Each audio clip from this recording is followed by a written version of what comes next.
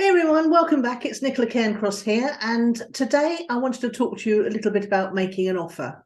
We touched on this a little bit in yesterday's video where I talked about whether you disliked selling and making sales in your business, but how essential it is.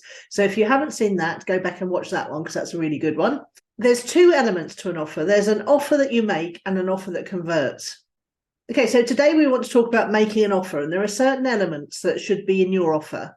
There should be a really clear call to action so that the customer looking at your offer, customer or potential client looking at your offer, knows exactly what they're supposed to do. A big fat button helps with this, I find. And the other thing that could be in your offer is a time limited offer. So, for example, most of the time, my Clicks and Leads Academy is one investment for the year. I like to take people in batches. So although someone can join at any time of the year, I incentivize people to join by a certain date by offering certain discounts. So for example, if you join and pay all up the whole year up front, you get a rather large discount of 30%. But if you join and you want to pay half now and the rest over the next 6 months, even though you're going to be with us for 12 months, then you get a 10% discount. And if you join and you just can't afford to pay for the whole year up front or even half a year up front, there are 12 monthly installments. So that's a sort of three-pronged pricing offer. What else needs to be in a great offer? I think there definitely needs to be testimonials around your offer, above, below. Even sometimes people put testimonials in the shopping cart so that when someone clicks to join or buy, they see a last minute testimonial just to reassure them at the last minute. So that's always a good idea. And have a look and see if you can do that. My cart, Thrive Cart, definitely offers that facility.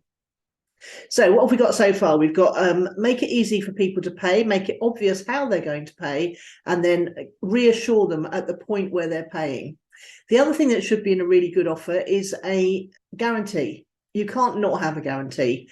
So my guarantee, for example, is that if you join and if any time during the first 30 days you decide it's not for you, then you can get your money back. But I like to put the action takers bit in just to get people thinking about whether they're actually going to do it, because I do know an awful lot of people who buy things to make them feel like they've done something and they haven't actually done anything at all, and then they want their money back. And some people come back for refunds years later. You would not believe it.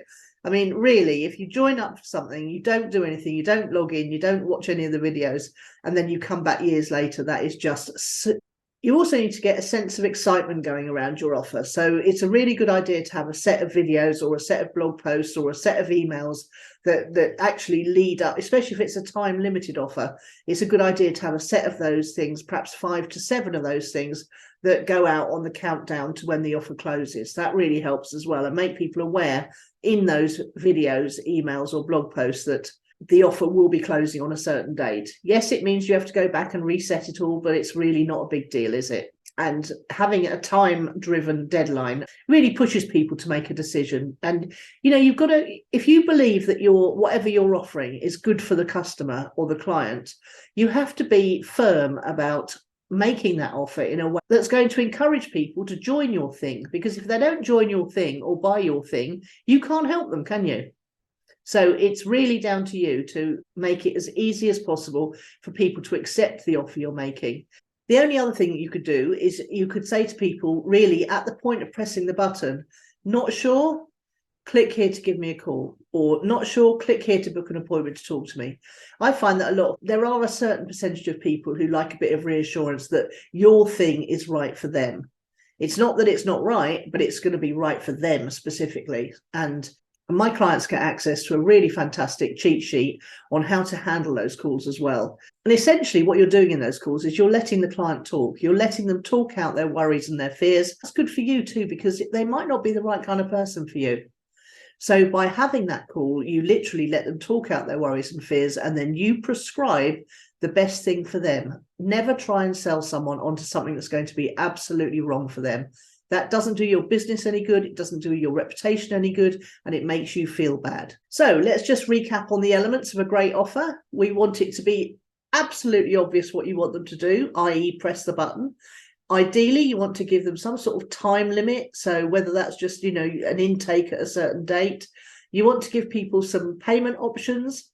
You want to give people a guarantee, and you want to give them the opportunity to talk it through with you if they're not sure. That's more on a high ticket item, but you can offer that on any items when you're getting going. At the moment, if you haven't got any customers or clients, you've got plenty of time on your hands. Giving them a phone call is not going to hurt you. I hope this has helped, and I'll see you tomorrow.